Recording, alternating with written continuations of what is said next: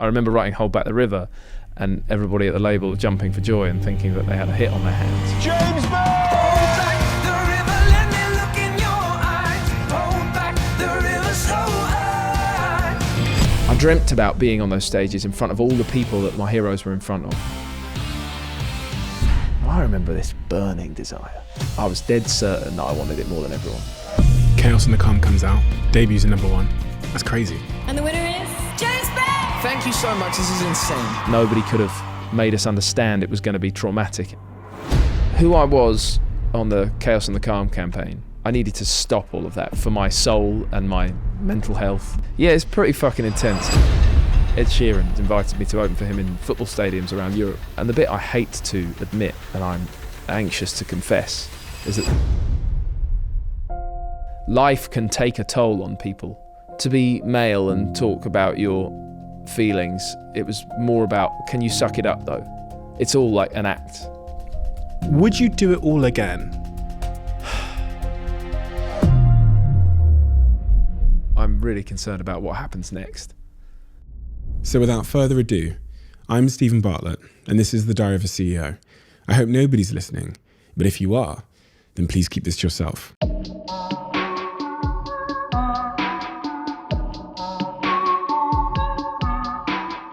James, so you're a 90s baby? Yeah, 1990.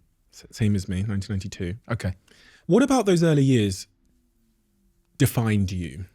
Ooh. And the person you would go on to be? When you look back at the dots and say, well, that, and that is the reason I am who I am. What are those first dots? I grew up in a kind of commuter belt town called Hitchin in Hertfordshire, which is about an hour outside of the centre of London. I hated going into London. It's horrible, busy, noisy, smelly, awful. The quiet calm of my little hometown was perfect. It was safe, pretty much safe. I'm the youngest of me and my brother, and then there's my parents, my mum and my dad, and we don't have I only have one cousin who was born 10 years after I was born. So we were a small family. It wasn't a big crowd. It wasn't the sort of noisy experience growing up. In that respect, my parents are pretty fiery people, and they're kind of party animals in a way. They're very social. They're very loud and kind of excitable. So I feel that was going on sort of all the time. They had people around all the time, and they kind of, I suppose, inspired me and my brother to sort of be okay in all sorts of social situations. And I think all kids, myself included, go through moments of shyness and moments where they're a little more outgoing, then maybe a little more shy again, then outgoing again. I remember most vividly the sort of shyer times, and I stood behind my older brother, who would lead 9 out of 10 times into any situation with other kids or whatever. So I felt I was a more timid person, gentle, compared to my parents and my brother, who were more just louder. Were your parents affectionate? In a kind of I want to say like wartime way, stiff upper lip kind of way. My dad was older than other dads, still a great dad, but he was 42 when I was born. He's nearly 75. And he comes from like his parents were, his dad was flying fighter planes in the Second World War. Most of my friends' parents, like there's another generation usually involved, whereas for me it was my dad's dad who was doing that. So my parents come from this. You've asked if they were affectionate. They were affectionate in a sort of steely way. It wasn't sweet and sugary and cuddly, to be honest. For example, when I showed some vague interest in performing of any kind, my mum was less, oh, that's nice. That wasn't her energy. Her energy was like, okay, if you're into it, do it, and do it like, mean it. Go on. Like it was with a bit of a smile. It wasn't like, it was encouraging, and I got on board with it. But ultimately it was like, if you're going to give it a shot, don't do it by half. Look at, and she'd name any one of my heroes, and or any one of her heroes musically. You know, my parents are big music fans. She'd say, look at what they give it. You've got to give it that. And without quite saying it, she was saying, you know, you have to be believable. It's all like an act. So affectionate. They were encouraging, and they were excited by, for example, when I got into music and wanting to play an instrument and performing and all that, they were excited about it, I think. But they weren't like, if I wasn't into it, they weren't, you know, if the 1.5 times in the early days that I kind of went, oh, I don't know if I want to play guitar actually. It's probably a bit hard. They weren't like, oh. And they weren't saying, try harder then. They were just like, all right, okay. What about your dad then, when he finds out that you want to be, you know, you might want to pursue that avenue? Well, one thing my dad and both my parents said a lot about and kind of required of me was that I would do something to earn some money. And actually, go back to, I was 12 or 13 when they first said, pocket money's done. And I think I know a lot of kids who were getting that till sort of 16 at the time, some of them longer. Because there was various kids whose parents they didn't need their kids to get a job. They just wanted their kids to be kids and have a nice time. And I guess it's not that my parents didn't want me to have a nice time, but from like 12 years old, they were like, there are jobs you can get. There's a paper round, there's this, there's that. And there was my dad, who had loved music and going to see music live since he was, you know, much younger, since way before me and my brother came along. He was definitely like, there's a job at the market. Like so-and-so's kid is working down at the market. Go and ask him how he got the job. Try and get the other shift. And I did. I got that shift. My brother got that one of the shifts as well. And at 13, in January, at 4 a.m, I was on my bike on the way to the market in the dark, shivering my nuts off. I remember the like anxiety dreams that I would have before getting up for that. Because as a teenager, I just wanted to be asleep for hours and hours and hours. And you're supposed to, like, we know more about that now. It's like really good for teenagers to get as much sleep as they can. Kids of any age, but teenagers apparently, very important. My dad didn't know any of that, not interested. You know, if James wants to buy guitar strings because he's snapping them off his guitar off the time, then I can't, he's like, I can't keep paying for that. Which I respect. I didn't at the time. My dad and my mum, but also because my dad had jobs as a kid, you know, helping someone at a corner shop or something. He like heartily believed in that and was trying to instill that in us from clearly, you know, very early on, because whatever our hobby might have been, he's like, I don't want to have to fund it. And I understand that. We don't come from money. You know, we don't, my mum was sometimes working and sometimes not because, you know, she was being a stay-at-home mum half the time. But and my dad was, you know, bringing in the big bit that paid for the family to sort of exist. Yeah, so he was, he believed as long as we could sort of fund the things that we wanted to do, more or less, then they were doable. You talk a lot about how having idle time is really, really important to discovering who you are and being a creative and finding yourself. It's actually a concept that I've not really heard before talked about from my guests, is the importance of just having a window of time. And I imagine even today, when it comes to creativity, that's maybe a big part of your creative process. Can you talk to me about that early age then, how idle time helped you to become who you are? Almost against the odds, basically. It helped me become who I am today, and it helped feed my creative everything. What do I mean by that? My mum's the type of person who, so when I was a kid in the house, you know, if I was having some idle time, another way to say that is if I wasn't doing anything, middle of the afternoon, she'd be on me like, you know, straight away. Or my brother, like, what are you doing? You can't do nothing. You could tidy your room. You could come and clean this thing for me. You could go out the back garden and do this thing for me, or you could do that. What do you mean you're doing nothing?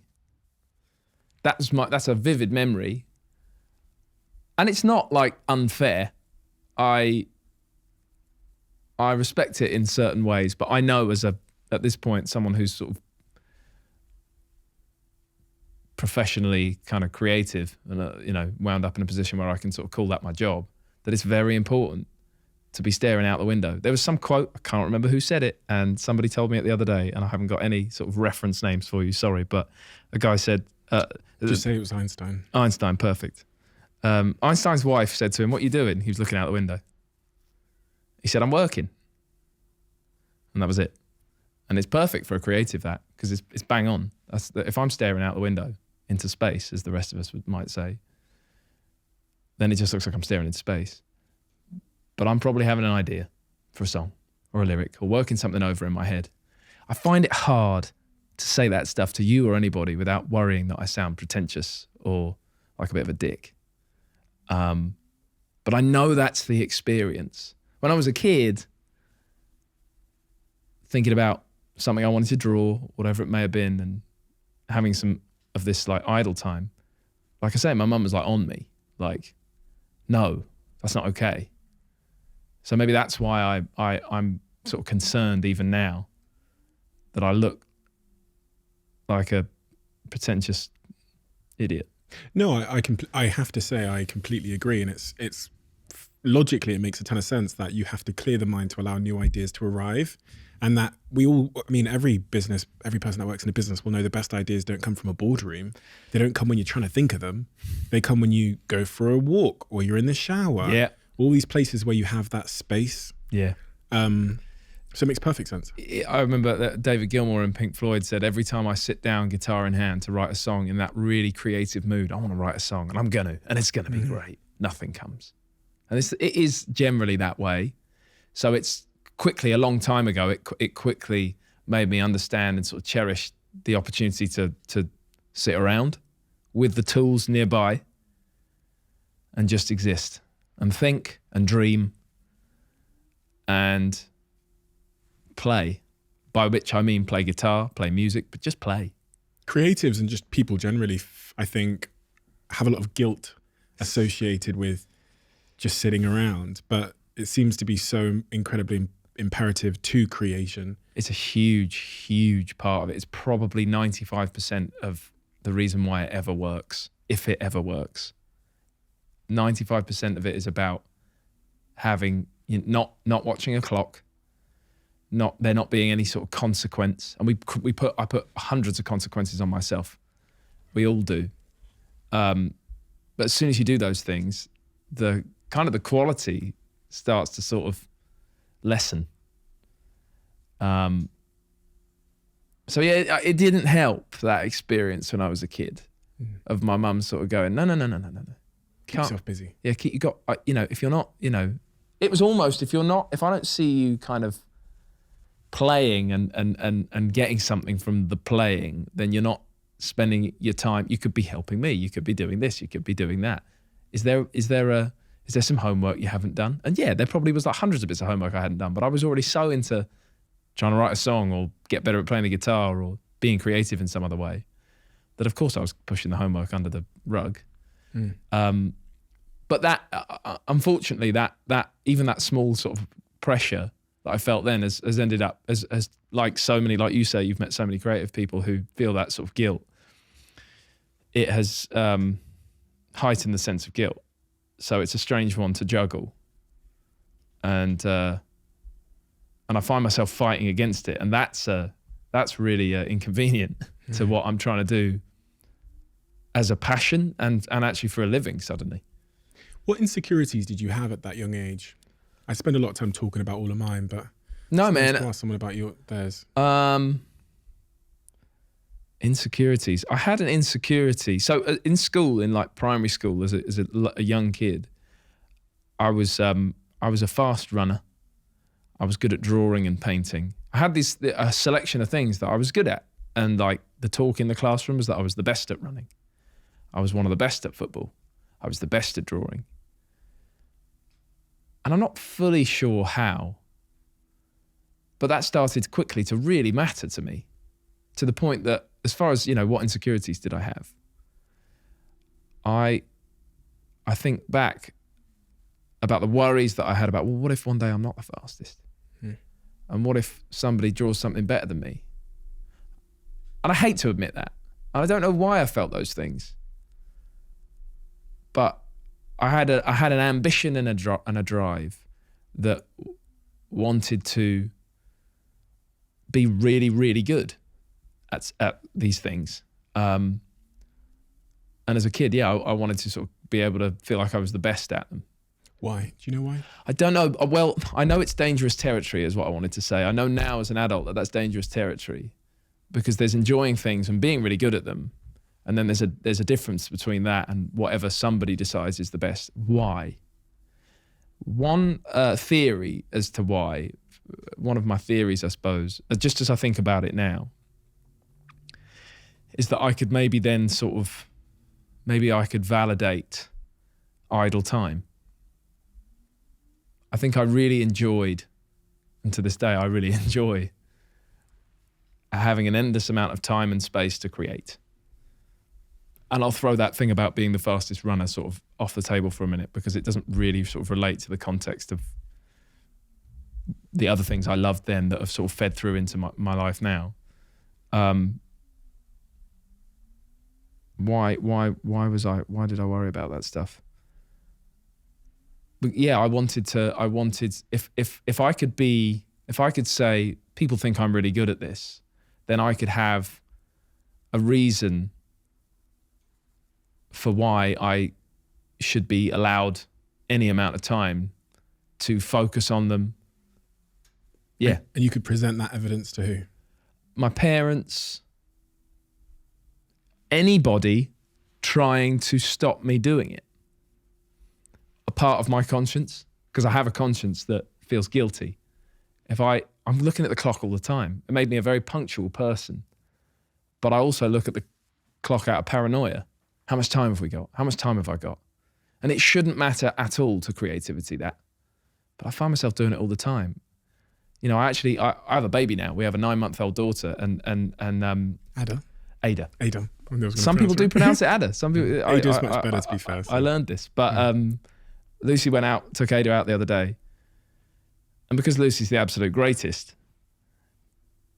she was like, "It'll just give you a load of time to just have a guitar, you know, next to you and think about the things that you sort of."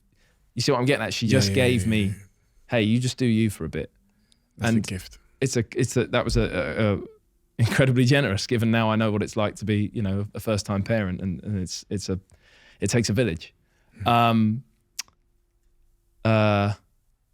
still, an hour into that time, I knew I was an hour into that time because I looked at the clock. I didn't need to, but I still carry it. It's fucking frustrating. Was there anyone in your circle at that early age that made you feel like that quote unquote wasting time or not using time in a evidently productive way meant that you were a lazy person? That was part of the language of who and what I grew up around. You know, like I say, like we weren't like a particularly wealthy family. Neither were any of the sort of friends that my family had, or that, you know, everyone was somewhere between working class and sort of just about middle class. But I felt a lot of penny pinching all the time, partly probably because of what my parents come from, so how they operate. So, and it felt like middle class came like later in life. I think my parents are there now, but like that's slightly sort of besides the point. What I mean is, time was precious, and you had to. The language around idle time was, you know, don't waste it. Before anybody had thought about what anybody was doing with idle time, they were already being told not to waste it. That was in my wider circle as a kid, around, you know, my family and my family friends and friends of friends. That was the energy. So there was like a pressure, and there was, of course, a narrative that said, "Oh, he just sits around all the time. He's so lazy." Not directly to me necessarily, But if anybody was doing any sitting around of any kind for any prolonged amount of time, lazy guy. So it was a negative thing. And I felt a pressure and a sort of self-conscious need to stay away from that. While all the while, I absolutely kind of craved it for being a creative kid who wanted to draw and paint and explore music. Did you get the impression that people in your family and close to you had high hopes for your future? You know, I do think that they thought I really wanted the kind of things I've achieved. I do think that they believed I wanted this stuff. And I think they saw that in my, how I went about my days. I remember a friend of mine who's still such a good friend of mine, Matt. We learned to play guitar together. Me and Tom, who I mentioned, who plays bass in my band, and Matt and my brother Alex and I, we were all playing guitars at the same time, learning to do this, that, and the other. And me and Matt, we were doing our GCSEs and we were in like a biology class. We had the same science class. And we were talking, and Matt is a brilliant, beautiful soul who is he's a total party animal, but he's wonderfully sort of earnest in his own way as well. And we were sharing the pressures of what we're supposed to do after our GCSEs, after our A-levels. Are we going to do uni? Oh my God, who are we going to be? What are we going to do? And he said, man, one thing's for sure, I don't think you'll ever have an office job. And I knew how he meant it, and I really appreciated it, and I've never forgotten it. And I think I've brought it back to him. I've brought it up with him again since. And in a strange way, it felt like he was a guy, you asked what my parents would say. Well, he was someone who was very close to me at the time as well, who I felt believed in me. What's funny is he was one of 10 of us who were all starting to play the guitar at the same time. We all looked at Jimi Hendrix or the Red Hot Chili Peppers or any of our rock heroes in the same way, and we wanted it. We wanted that. Because you do when you're 14. Yeah, I want to do that. And I remember this burning desire. And I can't tell you even to this day whether it was the same or less or more than any of the other guys. But in the moment, I was dead certain that I wanted it more than everyone. And I did sit with my parents some nights with some music on the TV or on the radio or coming off the record player and almost get emotional about how badly I wanted to do that kind of thing, make that kind of sound. Like when I grow up was the sort of thing I was saying. And they didn't take the piss out of me. They were very straight-faced about it. I think it excited them. And obviously they had no idea if it was actually going to happen, but they did encourage it. So my very long-winded answer to your question, if you called them up, is, yeah, I think they would have believed or hoped that I'd have sort of got close, maybe even half as close as I've come. Yeah. And off you go to study music, Right. in Brighton. Mm-hmm. It's really a wonderful thing to hear that one of the real sort of catalyst moments in your early career was just a clip of some punter in a pub recording you singing. Yeah. That ended up on YouTube. And I will say it was at a time when there were YouTube sensations popping into the charts, getting signed by big record labels. Very exciting because they got 500,000 views overnight. They put the video up at 7 p.m. and by 7 a.m. it had 1 million views, had 2 million views. That video that went online with me, it was there for 6 weeks or more. 25 views, maybe 26 views. And I hadn't thought about it. I met the guy because he filmed me and he said, I'll put it online. He'll do like a little sort of filter on it, little edit. Thanks, man. Great. I'm just glad you liked my song. And I didn't hear about it until this record label found it with its 25 views. And they called up my manager. I had a manager at the time. Still the same manager I got today. Called him up and said, we love this. We'd love to meet James.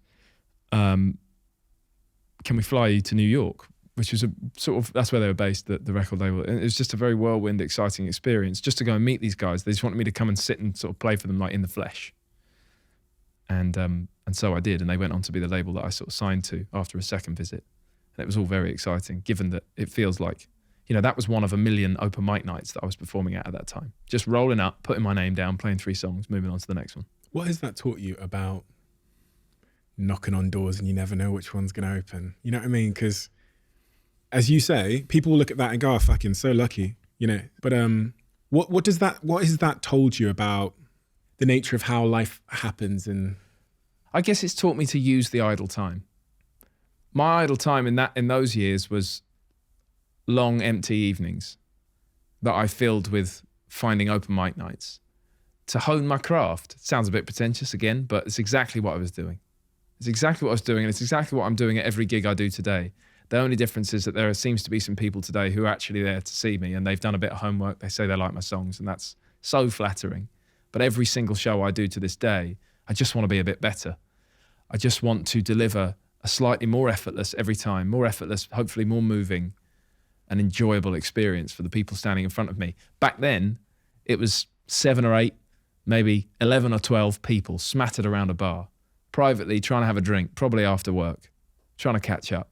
And I'm in the corner, barking. And they don't know who I am, and they haven't paid to see me or anything. And I want their attention. And I don't just want their attention. I want the thing that I've written to be good enough to effortlessly turn their head. That's how it has to go. And I had a lot of time to fill with those trials. It was all trials. It's all training. So I did. And I remember earlier than when that guy filmed me in that bar, I remember years before that when, for example, I was taking a couple of originals and a couple of covers to an open mic night, and people really enjoyed my delivery of the covers, which was really encouraging. And then I'd do an original, and I'd play the verse and they're just talking away, and I'd play the chorus and they're still talking. Then I'd play the bridge and a few heads would turn, and I'd go home that night thinking the bridge has got something, but the other bits need work. Clearly the other bits need work, because I didn't have them in the verse and I didn't have them in the chorus. But I had them in the bridge. And that's why it was all training. And so I go home. This was when I'd moved to Brighton, actually, particularly. I had a lot of idle time between lessons and the course that I was doing. And I filled it with just trying to be better, just soaking up. I was going to a record shop. This is just right before streaming sort of exploded. It wasn't like a thing, so I was buying records still. The difference, I suppose, for my generation at that time is I put them on my computer and stick them on my MP3, and I could walk around without a stack of CDs in my pocket or in my bag. Anyway, I was soaking up as much as I possibly could. Just trying to get better, trying to create a more enjoyable experience for anybody who's in front of me. Because that's all I love about music. And that's what I want to, that's why I want to do it. Because for some reason, I want to be able to create that for other people. People often overlook that part, but it seems to be, if there was a sort of a through line or a common thread between all the guests I sit here with, whether they're comedians or they're music artists, the ones that have become really successful and also really unique, and yeah, unique is the right word, really unique, is you get this like bit before where they were performing to no one and kind of just doing it for the love of it for themselves. Mm-hmm. And it seems to be that, in fact, that moment is the defining moment. When no one's there, when there isn't the arenas, and there's that part there, that 10,000 hours part that they talk about is the most important part. Somehow I think it probably is. Everything that might follow that, or that does, or everything that followed that for me has been so important. But there are moments in the very beginning for anybody, whatever they're doing, that are vital to what happens next. 10,000 hours is the right description and reference. And all those open mic nights, and I was busking when I was in Brighton as well, which is kind of wild. You're just walking down the street with a guitar on your shoulder, and then you stop amongst all the other people you're walking next to, and you have the balls, the confidence, somehow the courage to start singing at people in the middle of the street. It was always terrifying until I was sort of getting into the first chorus of a song, and then I could almost sort of blend in.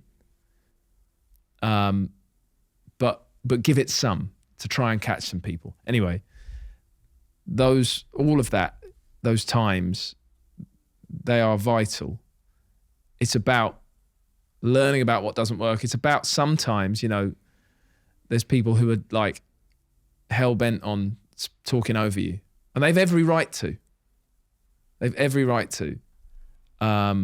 if they haven't come to see you intentionally, or it's not a private, actual sort of venue where people buy tickets to come, then they've every right to. And it's it was always about how I managed in those situations. I remember going into noisy pubs that wanted to hold an open mic night at the same time, and someone plugging me into a PA saying, "Go on." And me thinking, this place is rammed and they're all just having the greatest night of their lives, just having a big old chat and they're drinking their pints and all this. And I've got to sing into this. And I remember being so excited. I remember thinking, I'm going to get them all. I don't know that it worked every single time, but I remember winning over rooms and leaving. So these weren't open mic nights, actually. I remember in between the open mic nights, there'd be some individual who'd seen me and say, "Will you come and play at my pub?" Which felt like a real win. Mm. "Will you come and play at my pub on Thursday night, on Saturday night, whatever it might be, Sunday night?" I say, "Yeah, all right." And half the time they'd say, "There's 20 quid in it for you." And I say, "Oh, absolutely." "Play for an hour." "Sure."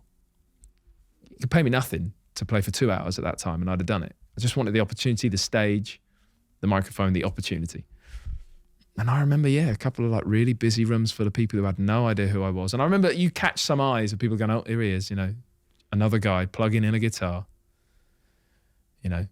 Let's all sort of speak up a bit," when he sort of pipes up. I remember thinking, I'm going to get you.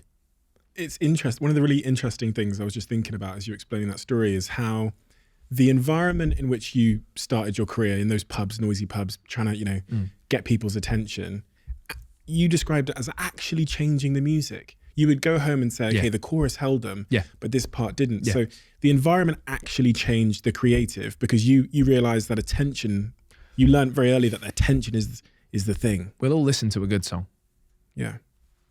but people forget the ones that aren't good enough. That's a quite a sort of brutal sort of comment in itself, because I can't guarantee that every song I've ever written will hold every room in the world every time. But I still love it enough to try again and try harder. It does change it absolutely changes the music, because until I changed those things, I was playing something that wasn't, because I was often going back to the same rooms. Not always, and it always eventually changed, but I would go back to the same place because that's just another place that I knew I could go and play a few songs. And if across a 2-week period I didn't get round to changing some stuff and I still played the same song, then it just wasn't, every time it wasn't working. Every time I was getting them for the same minute in the song. Maybe it was the second chorus or something. So you have to adapt. If you just keep taking the same thing and ultimately flogging a dead horse, if I kept doing that, I was never going to be on any of the stages that I'd seen my heroes on. When I was a kid at home and I was being affected by all that stuff I saw on TV, on VH1, pop-up video, or even music in movies, or any live stuff that I got to see on TV, that was broadcast on TV. I dreamt about being on those stages in front of all the people that my heroes were in front of. So many people singing their words back. And I was never going to get there if I just stubbornly took around the same song that I wrote when I was 17 that I might have thought in my heart of hearts was so incredible. That doesn't matter. I have to open my mind up to what other people think and accept it. I was trying to understand and learn that as a 16-year-old, 17-year-old before I got to Brighton. When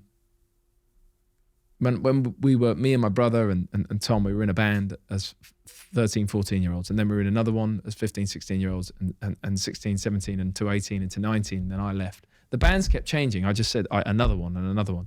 Often I was moving it on. Right. Because something wasn't quite good enough. And so I thought, well, let's change it into this, and let's change it into this thing, and let's tweak that bit, and let's make that bit better. And we'll change the band name, and we'll be this, and it'll be fresh for people, and then we'll keep them. I don't know why I was thinking about that back then in such a sort of like A&R kind of mindset, but I was, and I still sort of do. So 6 weeks after that clip of you singing in a pub, 6 weeks after that clip goes online, you end up signing a record deal in New York, right? Yeah, there was 2 visits to New York, so it was probably more like sort of a couple of months, 2 or 3. Better for the story to say 6. Let's go 6. It was 98 days. And 4 hours. Very quickly after that clip, you end up signing this record deal, and then soon after that, your first EP comes to the world, The Dark of the Morning. Yeah. 5 tracks. I listened to it earlier on. Oh yeah. Yeah. It wasn't on Spotify, so I had to go on Sorry Apple about that. Music. There you So go, okay. You owe me 16 quid. Oh, I'm joking. So I wish it was 16 quid No, on Apple Music. just for the subscription of Apple. No, it's all good. It's a really great album. And Thank you. what was that like then? That first EP goes out into the world. Does your life change at that point? There was a change. It all felt too fast. I think once I signed a record deal, as exciting as the initial sort of part of the ride was, everything started to move quite fast. And in hindsight, what I realised, I was nervous about the pace of things, but I had this huge, I don't know what to call it. It's a record label, obviously. This huge like backing, this body of people who wholeheartedly believed in me and wanted to sort of throw me kind of in at the deep end, but really just sort of throw me in the ocean where it's all really going on. I'd been like on the shore, training, open mic nights, little shows, solo acoustic stuff, whatever, writing, trying to get better, staying up all night, writing, using all that idle time. Learning to swim. And then they basically looked at me, having visited New York a couple of times and played them some songs and gone, oh, you're ready to be in the sea. You're not like surfing a big wave yet, but we're going to put you in the sea now. And I was like, whoa.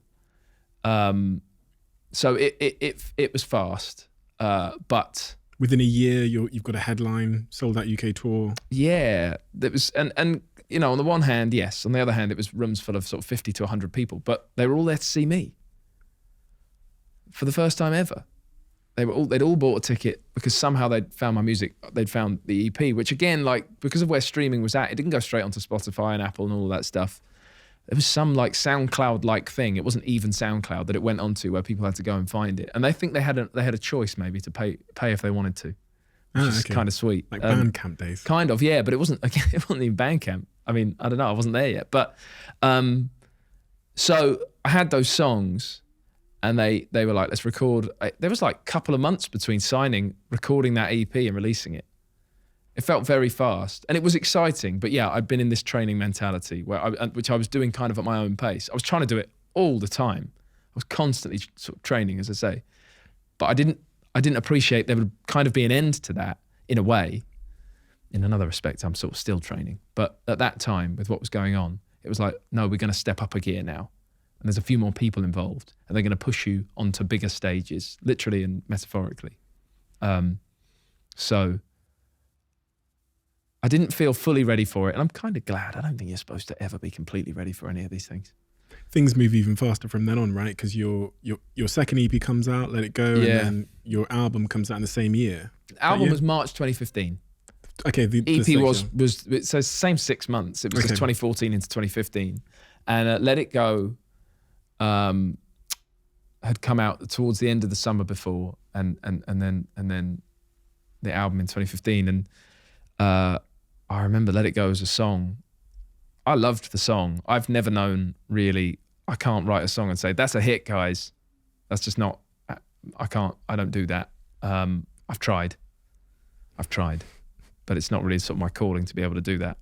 I write the songs, and I remember writing Hold Back the River, and everybody at the label and my managers and everyone sort of jumping for joy and thinking that they had a hit on their hands, which is very exciting to be a part of. And I think at the time I thought, really? How do you know that?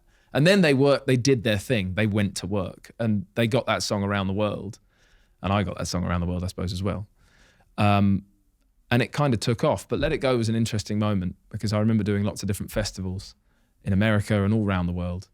I remember there's a festival called Outside Lands, which is in San Francisco or near San Francisco. And I got on stage in this sort of valley type shaped bit of land throughout this sort of outdoors festival, because there were sort of banks of grass at the sides, quite a big stage. And it felt like quite a lot of people, sort of 3,000-4,000 people. I was like, wow, this is exciting. And they all sang the words to Let It Go, every single word, but particularly the choruses. And we filmed it as well on my phone or whatever. And it was amazing. And I came off stage and the promoter said, I hadn't met him. I was like one of the newer artists on the festival. He said, that was incredible. He said, you were in front of 20,000 people there. I was like, no way. I said, they were all singing the words. He said, yeah, 20,000 people singing the words. He said, we'll have you back. I said, thanks. And I sort of went on my way. But that was a real moment where everyone recognized that there was Hold Back the River and there was Let It Go as well. And Let It Go might be able to carry this album as well. So that was things move faster again. I remember actually, as far as things moving fast, we got on a plane after that show in San Francisco at that festival. We flew down to LA. We crossed the airport. We got on a plane to Australia. We flew for 15 hours. We did a show in Sydney. And then we got on a plane and we flew back to LA and carried on the tour. So we went to Sydney to do a show we went to Sydney for about barely 36 hours. 30 of them were on a plane. Where's the idle time? Idle time on a plane is like not what it's all sort of cracked up to be. You can't get your guitar out and start writing. So I guess it's like emergency rest time in a way. To try and get your head down on a plane, which is, as we all know, kind of tough. But idle time starts to sort of disappear a little bit. And it felt like writing a song in a hotel room on tour felt like such a heavy cliche to me that I was never very good at that either. I've got better at it now. But we had a lot of time in hotels and I was crap at using that idle time to write more songs. What did you feel like throughout that process? So you put the album out in 2015. It was right. So 2015, put the album out. That is a smash hit. Let It Go is one of my favorite songs. And it's so funny because when I listen to that song, it takes me back to so many times in my life. Yeah. So many times in my life. I was listening to it before and I almost start to feel the feelings of like the relationship heartbreak that I was going through when I was that age. And funny, man. Bro, I played that song all the time. I'm glad all the you time. like it. Thank you. It's funny how music has that power of just sending you back to... For what it's worth, just as a sort of maybe an interesting little sort of side fact, I recorded that album at the end of 2013 and at the beginning of 2014. I took 2 stints. And it came out in 2015. But I finished recording in January 2014. September 2020 was the first time I listened to it after I finished recording it. Wow.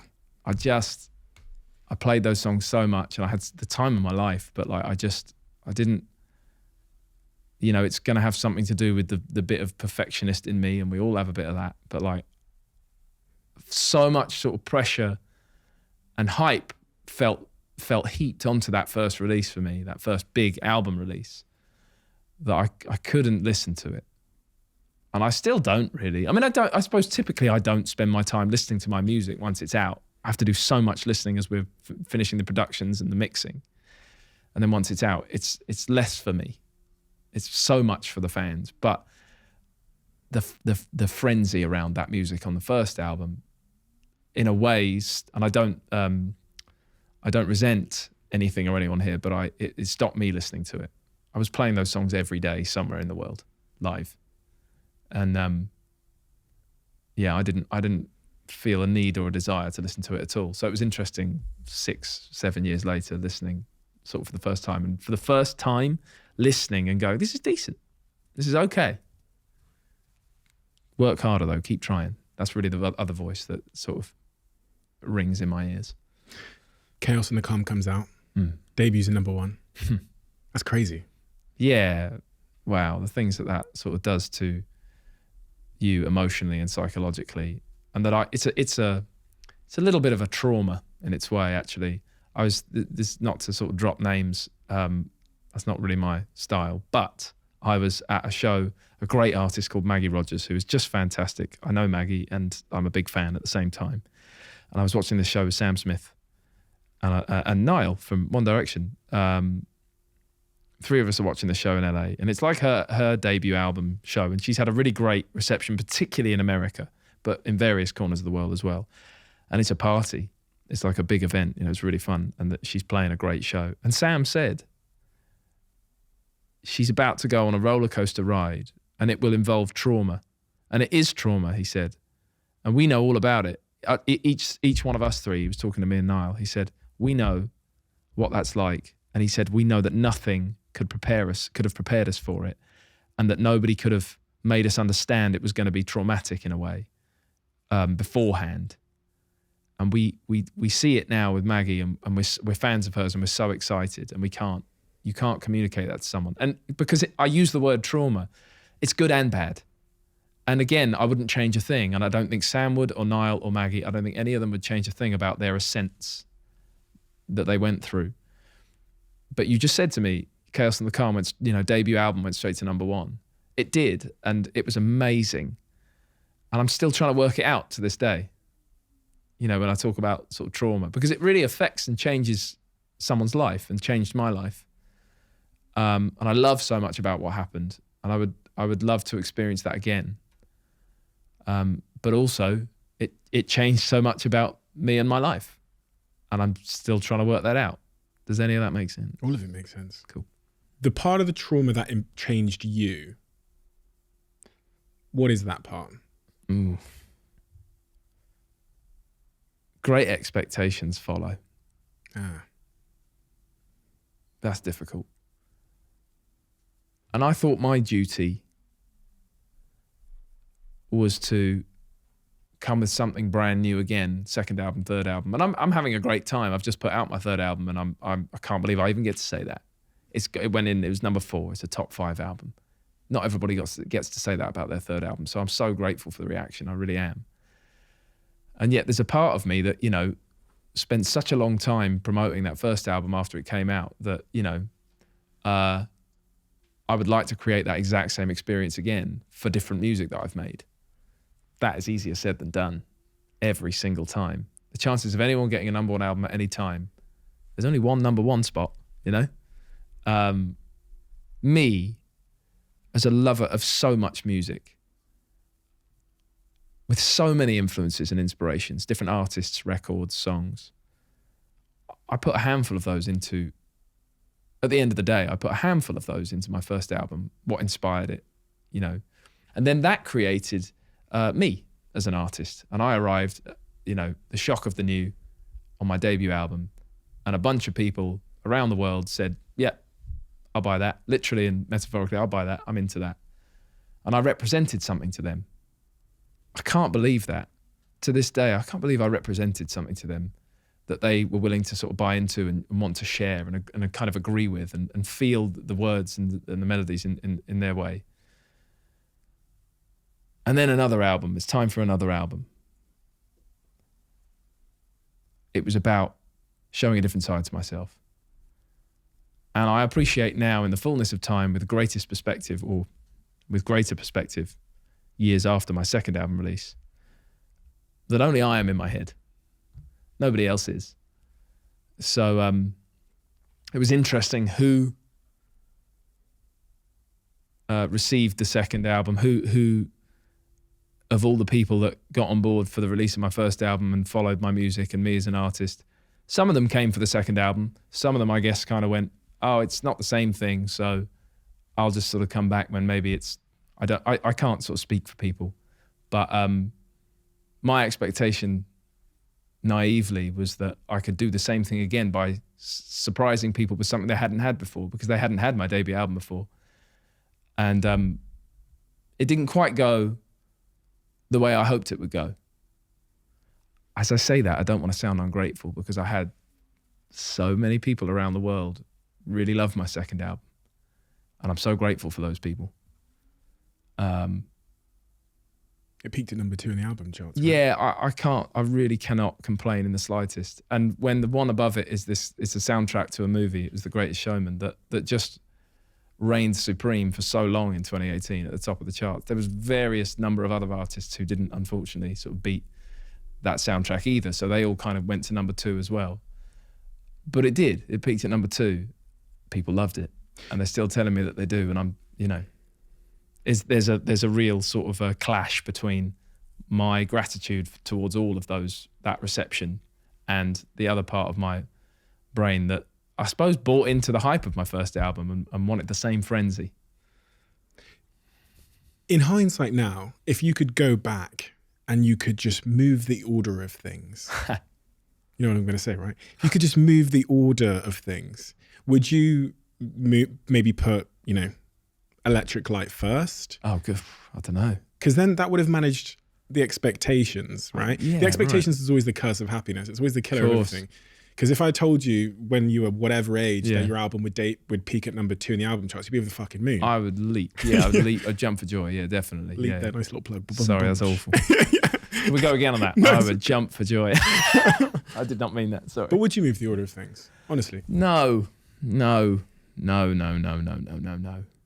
I wouldn't move the order of things at all.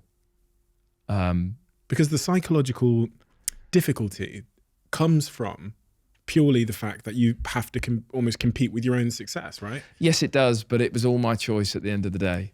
And I do stand by it. I love Electric Light, and it came when it came. What's interesting is Electric Light, I'm so proud of, and I adore it, every song. It was also a reaction to what I felt personally, to me, was like almost overkill on my first album. I had had enough of who I was when I was roaming around the world on the Chaos and the Calm campaign, what I represented and the songs that I was playing. I needed to stop all of that for a minute. For two reasons. One, it was exhausting. I keep wanting to throw this in. I was very grateful to have that experience, like beyond grateful. But I just, for my soul and my mental health, I needed to creatively kind of go elsewhere. So I did, and I also just had, like I say to you, as a creative, more than one thing or one set of things inspires me to do what I do, and I wanted to celebrate that in the music I created for a second album. So I went deep on David Bowie and Blondie and Prince and LCD Sound System, all that list of artists and more. I love that music, and I don't know that resonated in the same way with all the fans of the first album. It certainly did with some of them, and maybe it didn't so much with others. I can't control any of that. The only thing I can control is what I create, and that I do. There is so much of a part of what I create that I do for myself, which I think is the same for every artist. So I chose to do that. So you see what I'm saying? In ways, it was a reaction to something I needed to do as a reaction to how my first album campaign had gone. I wouldn't have changed the things around, the order of things. When you spoke about mental health there, Yeah. when was your first sort of introduction to mental health? Good question. Because it, of course, has become so talked about in the last 5 years. It's suddenly become like more okay than ever to speak openly about it. My first introduction to mental health. When I asked that question, I mean, I remember at one point thinking, so the timeline of my relationship with mental health is people with mental health. At one point, maybe 10, 15 years ago when I was younger, I thought it meant that you were crazy. And then as I experienced things myself, and then there was a word for them, I understood that we all have mental health. Yeah. And that none of us are too tough to experience different mental health predicaments at times. And then going through my own journey with mental health, that's when I was like, okay, I understand now. As a kid, I thought it meant someone was unhappy and you couldn't help them. Depressed and unable to be helped. And as I grew up, I remember struggling with, as a teenager, to be male and talk about your feelings should never be the sort of first choice. I remember feeling like it was more about, can you suck it up though? Is that your dad talking? My dad has been on his own journey with mental health. Previous to me even being born, he had some struggles, and he did talk to some professionals about it, and I really respect that. So actually, it wasn't my dad talking. It's funny though. He comes from those kind of attitudes. Both my parents come from those kind of attitudes. It's that stiff upper lip thing again. That kind of brush it all under the rug thing again. I come from that. Difficult things, we don't talk about them then. Or we shout about them. No in between. And I didn't want the chaos of the shouting as a kid and as a teenager. I never wanted that. It was always too much to deal with. So I joined the sort of brush it under the rug brigade. And so it took me until I was into my 20s. It took me until I was touring extensively and relentlessly. So really only 5, 6, maybe 7 years ago, for me to sort of finally understand that life can take a toll on people when it's relentless, when work is relentless, or when anything in life is sort of relentless and weighing down or bearing heavy, it can take a toll. And it's okay to talk about that, to try and relieve some pressure and some strain and some stress. That came as a result of various individuals that I was touring with or that I knew doing their own touring, needing to stop for a bit, maybe speak to a therapist to help them, and that it was okay. So it only came in the last sort of few years for me. Reading back through your story, 2019 was a bit of a mixture. That's when you did the tour with Ed Sheeran. And I was reading about almost this conflict that you're undergoing, which is I need to show up and perform and be who I have this responsibility to be, but also this other conflict of like, you just weren't feeling good.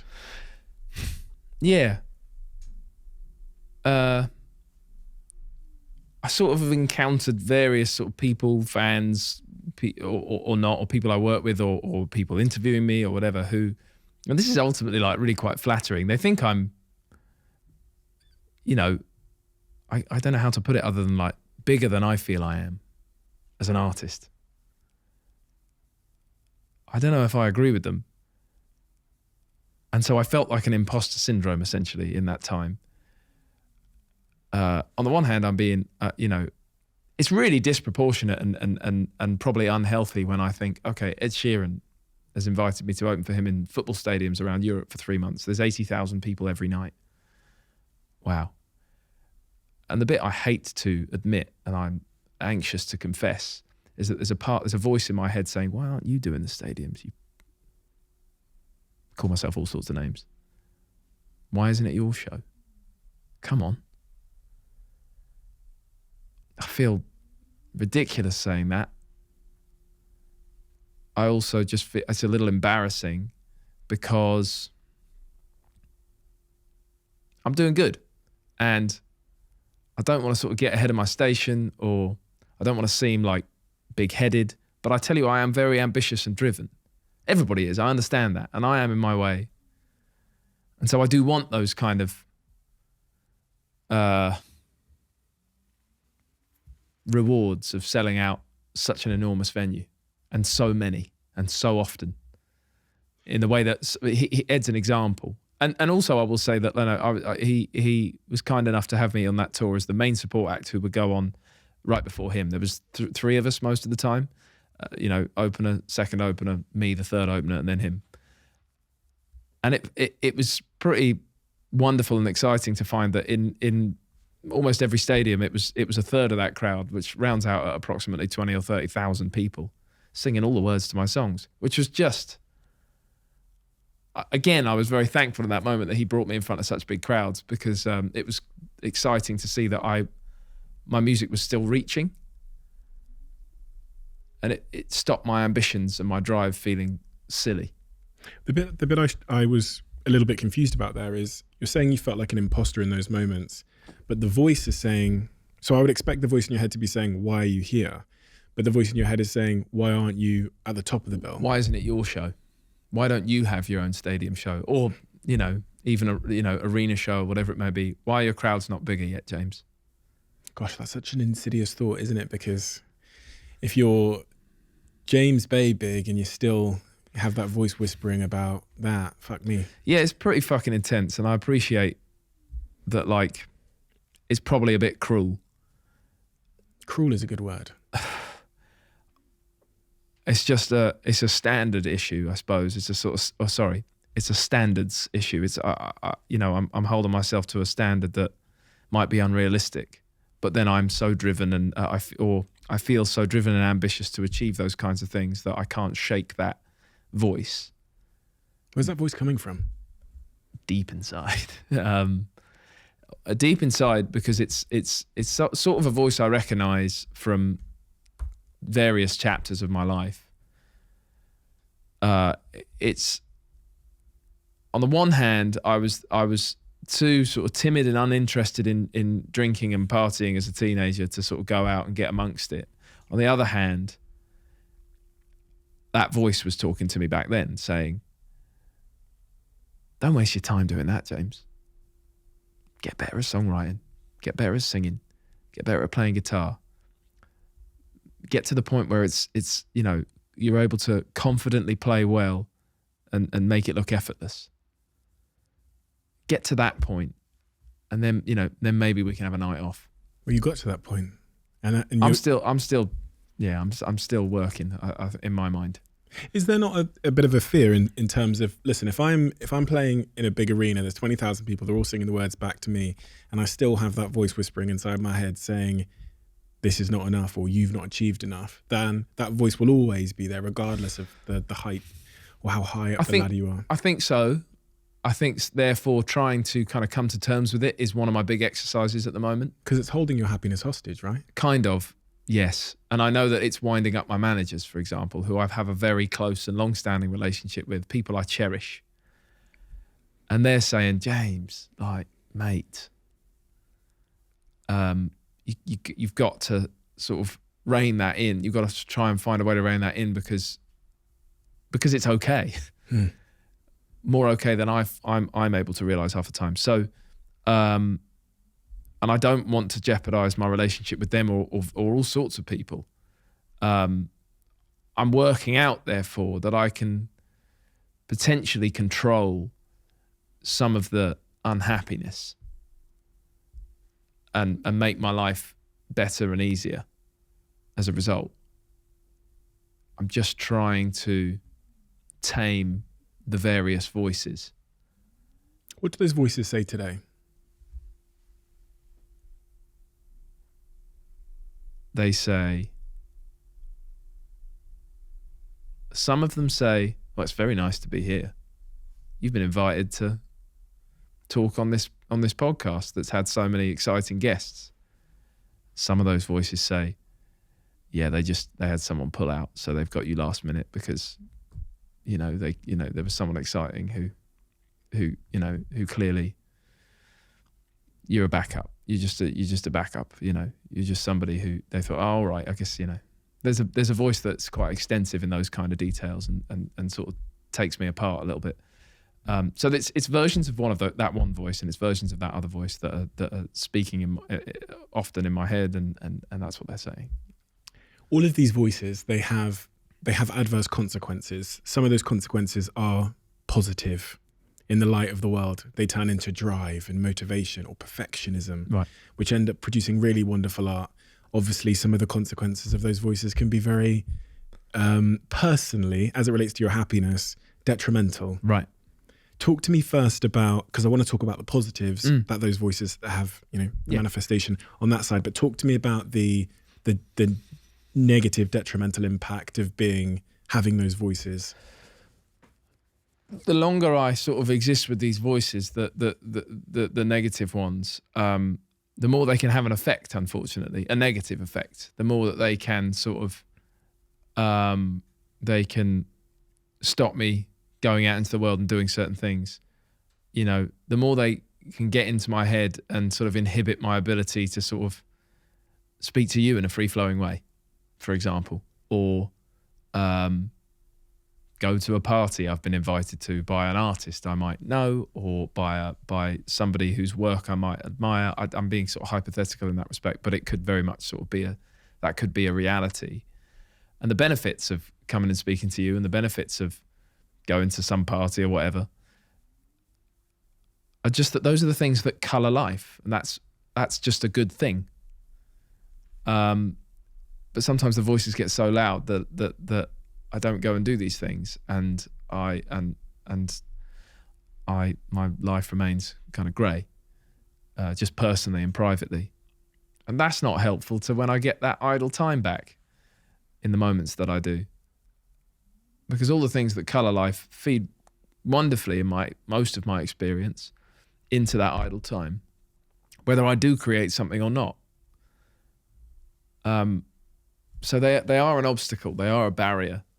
Those negative voices, and I'm trying to grow and get better at sort of managing them and dealing with them, and understanding that no voices, no narratives kind of go away entirely, happy or sad. They don't. 2019 was a difficult year, and I've learned since then through various types of therapy. One of those is songwriting for me. Another one is typical sort of therapy as we know it, speaking to somebody, I've learned a little bit more about sort of being able to quiet the negative voices or control them a little bit. You can never do any one of these things 100%. I'm learning. And there's a part of my mind that wants 100%. Yeah. Here, there, everywhere. I want 100% be the headliner at this thing. I want 100% be able to stop those voices so that they never come back. And I'm just still sort of trying to learn that there's no 100% anything anywhere. Everything is a gentle sort of balance.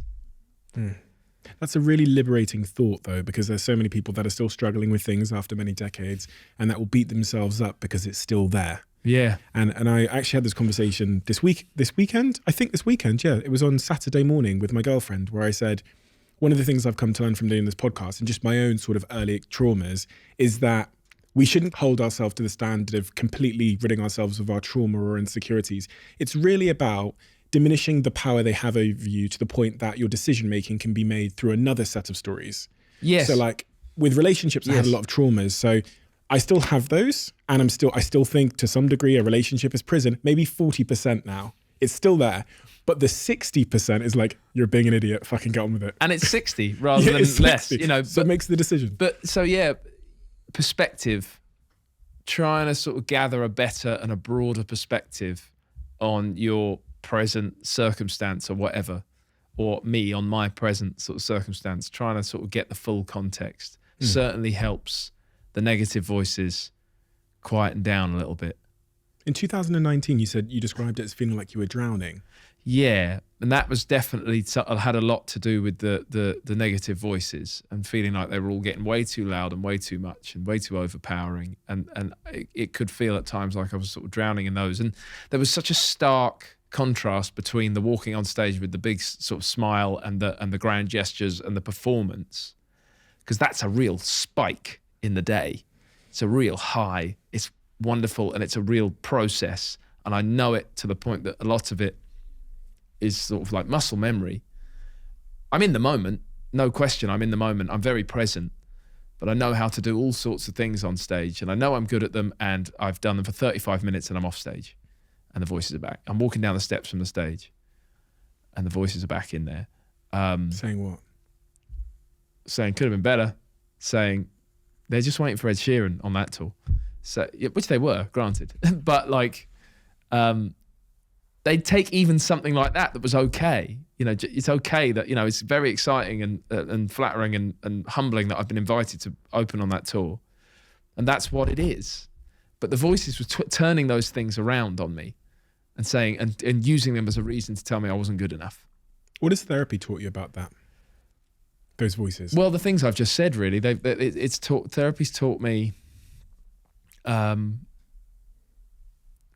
very sort of crucially, it's taught me that they're not going to go away entirely. And I think that's been a really important thing to learn and talk about again and again and again, because I can be quite, I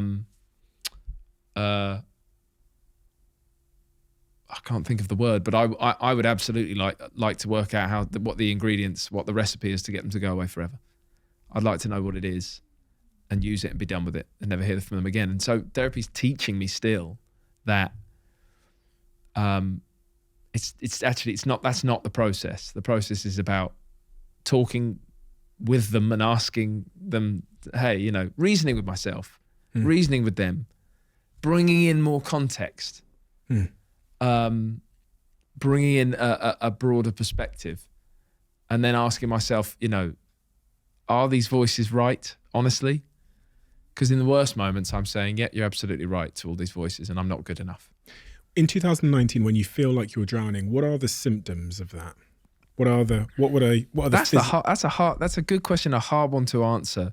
The symptoms are so invisible to most people, everybody really, and often me, because I feel a sort of duty, sadly sometimes in my personal private life as well, to be so on so much of the time. Sometimes as like a sort of drug I use to keep myself high.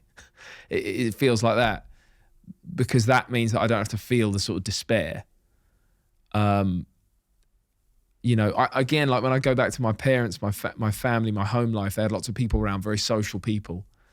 and everything was very up, or it was shouting and fury, or it was like calm water.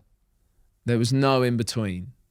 And it sort of it turned me into this person where, you know, if there are two sides and a river in between, and you know there are two banks, and I'm on one bank and I want to get to the other bank, I always try and jump over the river. And I need to get better at getting in the water, getting a bit wet, wading through against the currents that are trying to send me downstream, and like climbing out the other side and drying off, and it all taking the time that it takes. Because you typically, like the river I'm talking about is never any less than like 20 feet wide. So I'm not jumping over it. You can't. I can't fly. I'm going to have to just get in the water and go through. What is the river in that metaphor? The river is so many things in that metaphor. It's the river is the dealing with those voices. It's probably confronting, you know, some of the issues that I've carried forward from my sort of childhood, if not a lot of those issues. The river is the fighting with an imposter syndrome, an issue with imposter syndrome. The river is kind of a lot of the sort of demons that I have ultimately. But getting in the water would give me sort of perspective, and wading through that teaches a lot probably about like it being everything being about the journey rather than the destination. In my household at home, it was about, we're furious, we need to get to not furious, so we'll force ourselves straight there By blocking things out. and there'll be no processing and talking about who feels what and how it makes them fit this, that, the other. But perspective is you know, very important. Zooming out in my life, I find is helpful very often. Somebody actually, not to go off on too much of a tangent here, but it really resonated with me. Only a couple of days ago, someone from my label was telling me about her time, a long time ago now actually, but she was working with the Bee Gees, and it was in the early 90s. And they're a household name to us today. We know, everybody knows the Bee Gees music like they know other household names. And this lady was talking to me, she was saying, she said, I was about to turn 34 and I was working with Barry Gibb. And he said, what do you think of my music? What do you think of me as an artist? She'd been quite open with him about, I'm about to turn 34, I'm ancient. People in pop music think they're ancient beyond 21. Everybody. And he said, no, you're not ancient, don't be silly. Because he was in his 50s or something at the time. He said, what do you think of my music? What do you know about me? He said, you're a legend. She said, you're a household name legend. I love all your records. You're brilliant. He said, you know what? He said to her, when I was 33, I just got divorced. I'd fallen out with my brothers. I hadn't had a song on the radio for years. If we were doing any gigs, we were playing working men's clubs. This was the late 70s, I think. And he said, I was 33 and we'd had our initial sort of spike, our high, our hits, late 60s, very early 70s. We had it all and it went away. And I always believed that in pop and in music and in entertainment, you have your big moment and then it's all down from there. He said, and then someone offered us the opportunity to write a soundtrack for a movie. The movie was Saturday Night Fever. And obviously ever since then, you know, he's talking as a 50-something-year-old. He said, it's just been up and up and up from there. And now you're telling me I'm a household name. He said, unfortunately, if I'm honest, he said, I still struggle with all sorts of these demons that I'm not good enough and having this and that sort of success. But he said, I've got more perspective now and I appreciate when you tell me that, you think my work is so well known. And I thought before all that it was all over. And I just thought it was a decent bit of wisdom from, obviously, yes, granted, he's a total legend and, he's going to be quite a good example in that respect. But like, so easy to slip into that mindset of like, it's all done. You've had your time. But life is long. I'm trying to remind myself of that. You're what, 31? Yeah. Fucking nuts. Ancient. No, I'm joking. That is so. Most people don't start their careers by that point. So yeah, I guess. you know, but the drive is there. I keep coming back to things I've said before. The ambition is there. You know, I'm very hungry to be doing it. What are you hungry for? Connection. It's And my favorite thing about music. Where does that come from? In music? Performance, creating, writing, recording, releasing, performing. There in all of that is so many opportunities for connection. Not just with fans, but with people I work with as well. I cherish my working relationships. I don't love lots of people coming in and out of my sort of work circle. I like to grow with people. Is there this weird paradox of the thing you're chasing in terms of like, you know, that peak again? You talked about this like big moment that you were, you know, you stood there and you watched this young artist who you know is going to go through it. But at the same time, knowing that there comes the real cost with that. Because I sometimes when I speak to musicians, I have that a lot where they're like, I think I'm thinking of Craig David, who I think he had his number one album at 18. Mm-hmm. You know, quite honestly says, you know, I'm looking for that moment again, but it was also pretty much the worst moment of my life.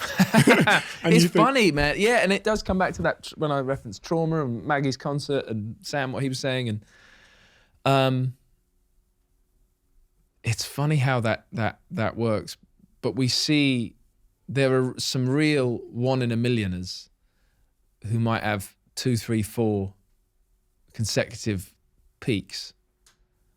And everybody else looks at that. And even the people who go through that look at it as like, but something could be better. It's funny how I can't explain that, and I suffer from it like so many people do. But if nothing else, it's because I really care about and love what I do, and I really want to be in it. I really want to be kind of on the pitch. I've slipped into a football analogy. But for good reasons, or for like slightly toxic, insidious, like... Because I love the game. For good reasons. Are you sure? Yeah. Are you sure it's good reasons? All?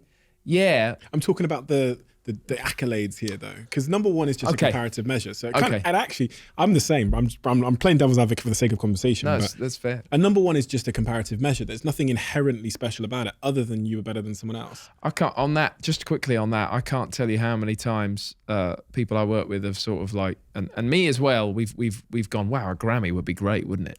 Yeah, that would be awesome. And we've also said like 5 would be awesome, and we all know that 10 would be incredible. And just off the top of my head, a household name legend called David Bowie got one, I think, posthumous Grammy Award for a music video. And the Grammy Award one for the music video is just as valid as the rest of them, but it's a little further down the list. You know, the big Record of the Year, Artist of the Year, all those ones are the most exciting ones, apparently. And he didn't suffer, it seems, for that one music video Grammy Award. And there's a handful of my other absolute favourite artists of all time who are recognised all around the world, who haven't got near to certain award ceremonies or whatever, and it just couldn't matter. So, but I suppose my point is that I've found it unfortunately easy to get wrapped up in the hype of those things. I hate to confess that, but part of my working through it all is getting it out into the open so I can hear it sort of with my own ears as well. Because music is not those things. It's so much more than that. And that's why I fell in love with it as a small child, in a way that I feel is the same as I love it now. I love it just as much. I'm just as blown away by great music as I was when I don't even know how young. Let's talk about your new music. Sure. Your new album. You know, yeah, we can do that. I struggle talking about my stuff. But let's talk about it. Why did you struggle talking about it? Your body language has shifted somewhat. Yeah, because I feel like a salesman. Oh, right. That's fine. Also, the other reason, I feel like a salesman sometimes, you know, but also the other reason is that like these songs that they mean a lot to me. I write about things that mean a lot in my life. You know, there's been a degree of sort of vulnerability that I've sort of gone to in the writing of these songs for this new album, Leap, that I don't feel I had been able to tap into before and reach. So This is why I asked you the question about your affectionate parents, right. because you've clearly been on that journey of learning how to be a different type of vulnerable. You know, as you talk about it, like the thank you, I love you vulnerable. Yeah. Yeah. Which Yes. that's why I was searching for, when I asked that question at the start, whether you had a lot of I love you, thank yous at home. I'm just remembering that whatever I said was sort of, we just laughed because it was so fucking stunted. Whatever I said. Go on, sorry, carry on. No, that's the point. That's why I asked the question, because, you know, you've been on that journey of trying to be a different type of vulnerable. Yes. And that's becoming more evident. Yeah. You're feeling it does in this new music. 100%. I'm really glad that you feel that, because I'm trying to access that for all the reasons that you're sort of circling around, actually. Yes. That optimism as well comes through in a big way. Well, and when you talk about, you know, I'm trying to access a different kind of affection, I am, and I had said to you, I am trying to access that, and I had said to you that I felt like I have grown up to be a different kind of affectionate than the people I grew up around, my immediate family. Yeah, I'm not afraid to say that, because I don't criticize them for how they were affectionate. It was different. It was different. And as a result, and I've talked about it, and I will talk about it now, like in the writing of this album, it's taken me going into a new depth of vulnerability to find ways to say in songs these things, I love you, these things like I need you, these things like thank you. Because those phrases were not thrown around freely in my house. It's not to say they didn't exist in my house when I was a kid. It's not to say they didn't exist there. But I'm not used to that environment. But I want it. And I've had a baby, and I want it in her life. And I didn't write these songs when she wasn't here yet when I wrote these songs. But for half of them, I knew she was on the way. So it changed my perspective again, and it probably did affect the writing. And but it's all, you know, sort of so honest that it's of course rooted in feelings that are about me and how I feel. And I'm trying to change the landscape, my immediate sort of landscape in my life, my personal life. And that's why songwriting is such a therapy, can be such a therapy for me. Because those very personal issues and scenarios will come out in my songs, and then I'm actually glad to say that I've arrived now on this third album with songs that manage to say those affectionate things that we've now listed a number of times. That I'll happily list again, but Make you feel a little bit make me feel a little bit uncomfortable. That's so funny. But yeah, there's a song called, there's a whole bunch of songs in this album I could happily and easily reference, but One Life has been a big moment. One Life is a song that has been was a big turning point in the writing. I love the gesture, I've only got one life and I want you in it, as a lyric, as a notion. Who's that for? Lucy. 110,000%. What does she mean to you? Everything. Why? She knew me before I, you know, got near the music industry. I think she knew me. We weren't together, but she knew me, but like intimately as a friend before I even was certain how much I definitely wanted to leave my safe little hometown, venture into the big wide world and try and do music. And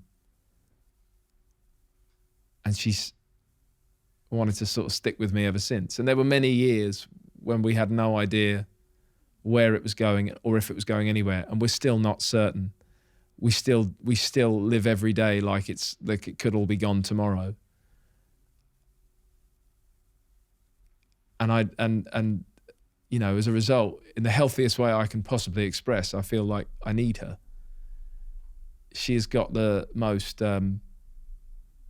healthy and brilliant bullshit radar I've ever met. You know? Mine's not so good. Mine's sort of attracted to the shiny things and the shiny possibilities, and she's like, I suppose I'll say she's got my back, often better than I have. Have you told her how much you appreciate her in person? I hope so. I do try to, and you know what? In a beautiful way, she'll say, "Yeah, all right, shut up." You know, she'll say like, "Yeah, all right." She'll she will give me the time of day. But she's steely, and I love that. And she's driven. And she's ambitious for me, for us, for her, for our family. But I do tell her. I do talk to her about it. What do you think your life would be like without her? God forbid. Calamitous, tragic, difficult.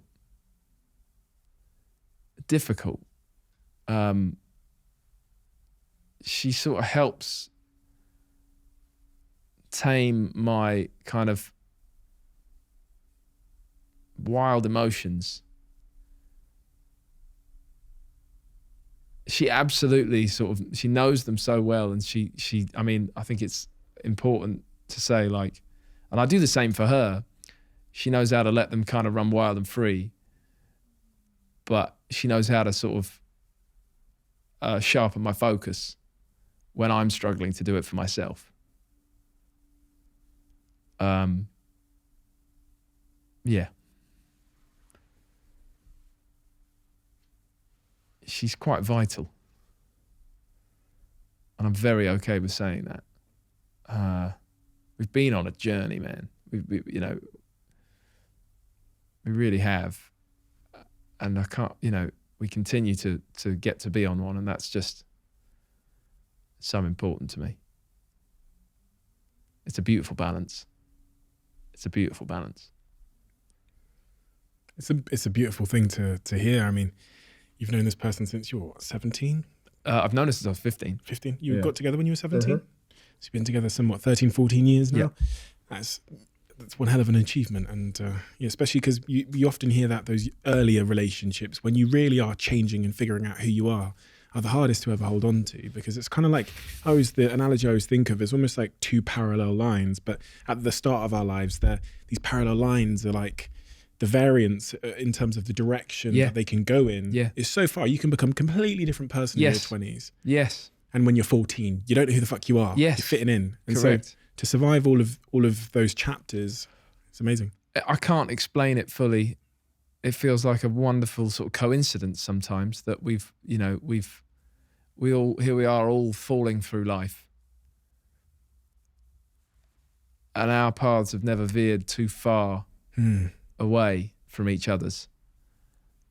There's something about it that all kind of just comes down to chance, which I love, because she never compromised, especially in the earlier years. She had an opportunity through the degree that she did to go to America for a year, and she did it.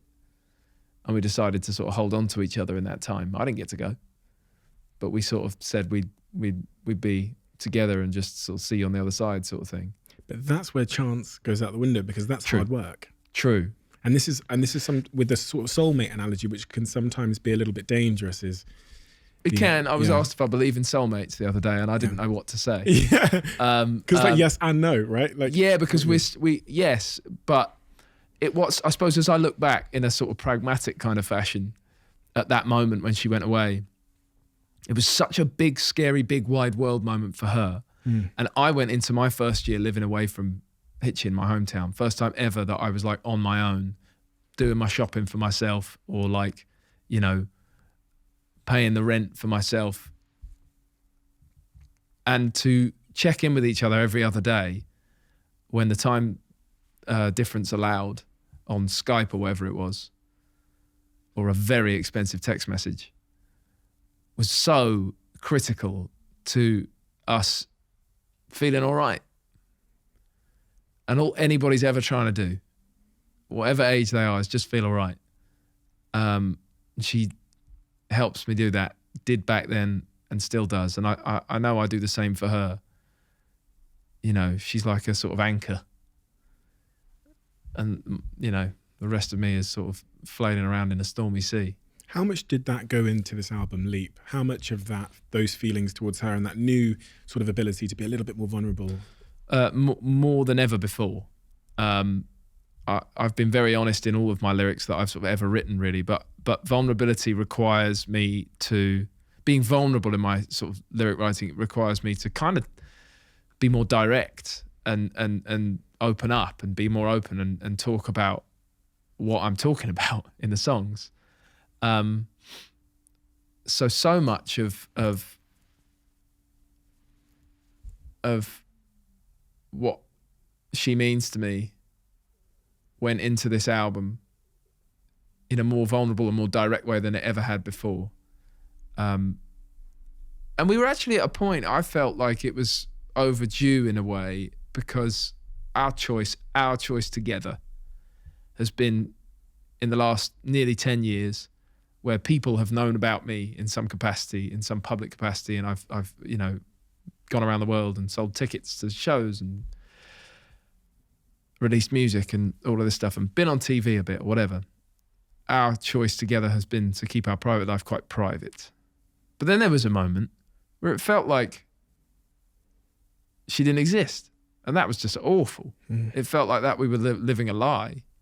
So it's overdue in a way that I'm saying, this is Lucy. She's like one whole half of me. And more than that, here's what she means to me. So on the one hand, it's the first time I've been more sort of public about sort of talking about my relationship. On the other hand, it's a total celebration, and rightly so. If she was sitting here now listening to me say that, she'd be like, cool down, simmer down. Like, you're getting a bit over this, because she's the most humble person I've ever met. But yeah, it was sort of time. Why Leap? We need another 2 hours for that. Because it's something I needed. It's been a bit of a mantra as a word. I sort of needed it. I've needed to hear it. I've needed to use it. I've needed to say it. I've needed to exercise it. Leap and the net will appear is a phrase, a quote from a guy called John Burroughs. He said, "Leap and the net will appear." I read that, and it sort of blew me away, because I'm so paranoid about the net, where it is, when it's going to be there, how strong it is, will it hold? I hate to admit, I feel like I'm sort of revealing a side of myself that I'm quite sort of self-conscious about, but I'm very concerned about the net. And I'm quite, can be so reluctant to leap. If that's surprising to people because they think I sort of spend my life getting up on stage, that's a different thing. I know that might be confusing in itself, but it's just something I do, and I know how to do, and I love, and I compartmentalized it in a different place in a different way. But just to leap in many respects, sort of literally, figuratively, spiritually, whatever, I struggle. What is the cost if we don't leap? You'll never know. You know, you'll never know if the net will appear. I think we want the net to appear. We want to leap, do something wonderful in the air, and land safely. And if you don't leap, there's no wonderful in the air, and there's no landing safely. So you've not gone anywhere or done anything, and then you're probably dead. Interestingly as well, I think regardless of really what happens in the air, I think like the leap itself is life. And I think it also almost seems to be the case, like regardless of what happens in the air, you land safely. Part of it seems to me that even if you land on your back, you land comfortably. But I've struggled to trust this. Yeah. And there's been some voices in my head that have really stopped me sort of trusting that beautiful sort of concept that you've just sort of presented there. It was your concept. Well, it was John Burroughs. No. Okay, I'll have it back. It's the way that you put it was really great. And so I've looked at it from all angles. Yeah. If it's my concept, then I have looked at it from an angle from which I do celebrate it enormously, which is also the way I think you delivered it then. But I've also sort of looked at it from a nervous standpoint and not moved. But in a fight against and in a campaign against the negativity that I've struggled with in the last few years, and actually a lot in my life, it's not just about 2019. I just was having a particularly difficult time that year. I wanted to use it as an album title to represent so much of what is in these songs. So much of the heart in these songs is about, in the face of difficulty, I have this and this, and I have you, and that references Lucy quite directly most of the time. you know, that's the you I'm talking about. It's about silver linings. I've struggled to see them when they've been there sometimes. And I just needed to make music that celebrated and represented them to remind myself. Because, yeah, sometimes I feel like I'm drowning. 2019, before 2019, you know. But there is leaping always as an option. Hindsight seems to tell us that the greatest risk is taking no risk at all. So, you know, the most costly leap would be taking no leap. Because if you think about that, and ultimately it means a life of stagnation, it means no challenge, it means no excitement, it means no heartbreak. If you never put yourself in a situation to even be, you know, and so, and I've seen that throughout my life, is just that, you know, sometimes when I think about risk, actually, it's a real misunderstanding of what the risk actually is. The risk actually was, it's funny because when I tell people I dropped out of university, started a business, this business made 700 million, whatever, they go, oh my God, you're so courageous. And my head has always struggled with that concept, Right. that I was courageous or brave. Because in my head, the courageous and brave thing to do was staying at university.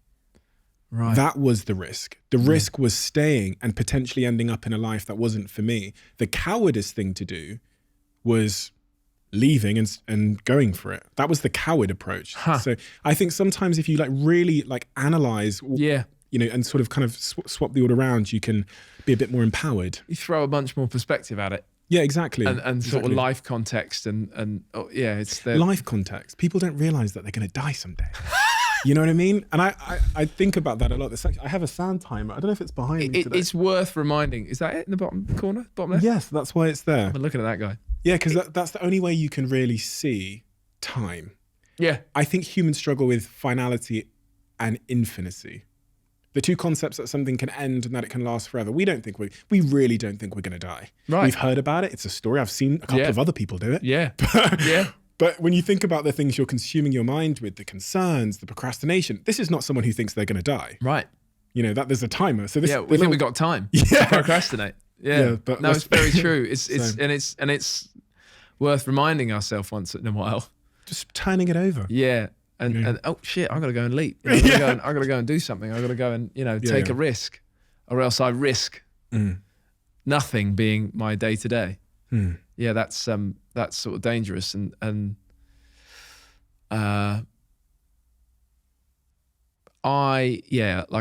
was just feeling quite sort of safe keeping my private life private but there was so much I had to say about it.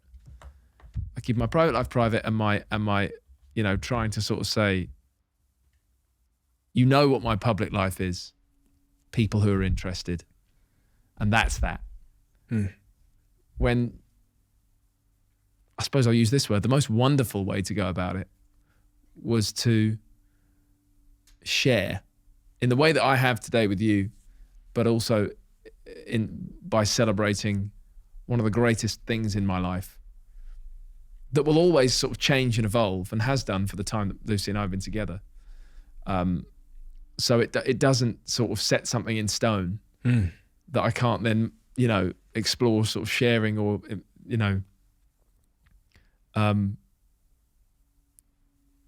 using is the wrong word. Celebrating again. It's been sort of enlightening and helped me feel lighter to share it, to celebrate like full stop. Because it's so easy to get dragged down by sort of darker thoughts that are always going to kind of exist. Don't like forget the light on the horizon, the silver lining. That's there as well. Leonard Cohen, I'm not going to get it right, but he said something really great about like everything has cracks in it. That's how the light gets in. You know, he smashed that when he said that.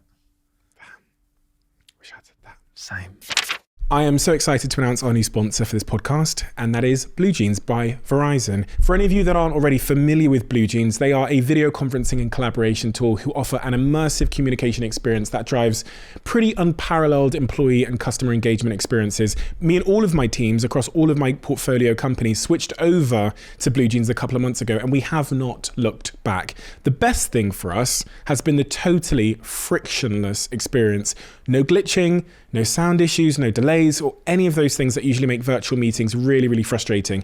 We use Blue Jeans anywhere on any device at any time, and it's perfect for my small businesses that just have 10 or 20 people to some of my bigger businesses that have hundreds of people. I'm a big fan, as you can probably tell, so I've been quite excited for some time to announce this partnership. And in the coming weeks, I'll explain the features and really why it's perfect for you if you haven't considered using or switching over to Blue Jeans yet. But if you can't wait, head over to bluejeans.com to learn more. Honestly, it's been one of the real sort of game changers in my business. Oh, this is an interesting one. Yeah. So our previous guest leaves a question for our next guest. Right. Go on. Okay, so the question they left for you, and I really want you to think about this because this is a really interesting one, is would you do it all again? Why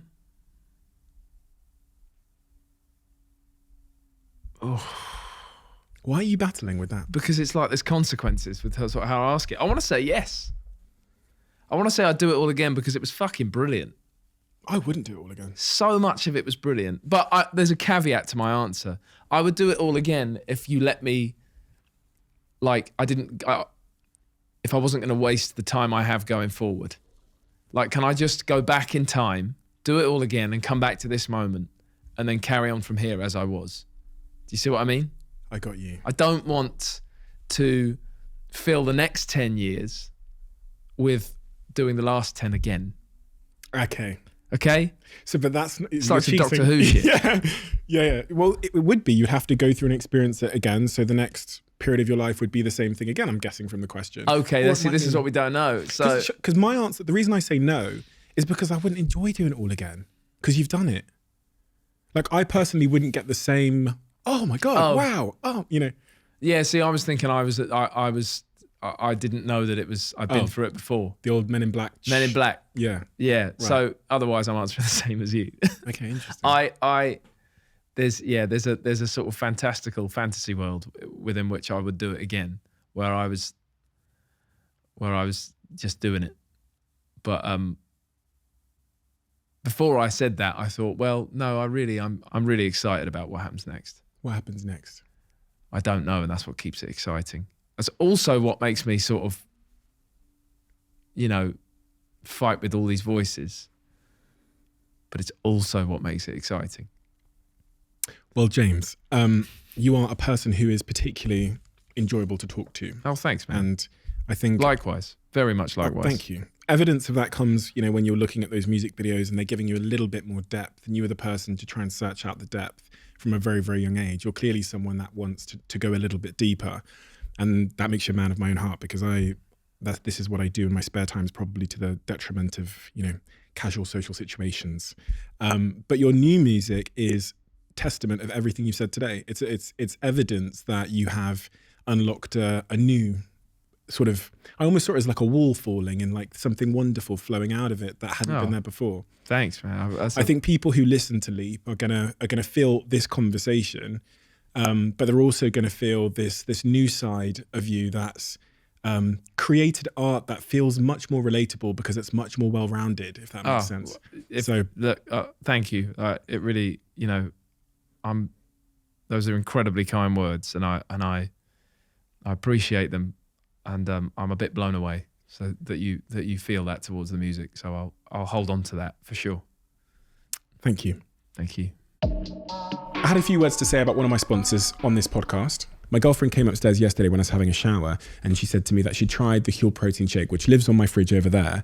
And she said, it's amazing. Low calories, you get your 20 odd grams of protein, you get your 26 vitamins and minerals, and it's nutritionally complete. In the protein space, there's lots of things, but it's hard to find something that is nice, especially when consumed just with water, and that is nutritionally complete. The salted caramel one, if you put some ice cubes in it and you put it in a blender and you try it, is as good as pretty much any milkshake on the market, just mixed with water. It's been a game changer for me because I'm trying to drop my calorie intake and I'm trying to be a little bit more healthy with my diet. So this is where Huel fits in my life. Thank you, Huel, for making a product that I actually like.